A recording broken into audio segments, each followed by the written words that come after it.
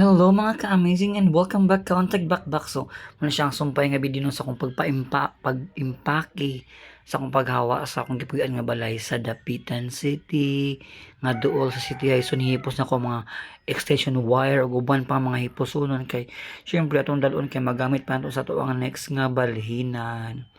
Muna siya. So, nag-uol kay ko ani na sa jud ko nga wala sa kadugay nga panahon mawawa ang jud ko din ni.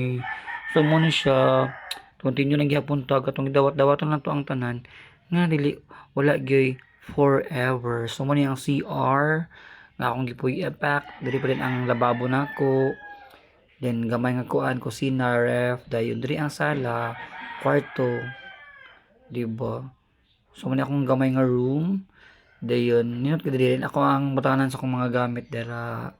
So mingawon jud ko ani nga area pak dayon sala gamay. Then na din siya sa gawas oh. So man siya akong giabangan dito sa Dapitan City. 'Di ba? Nice kayo siya, peaceful, kalma lang ang tanan.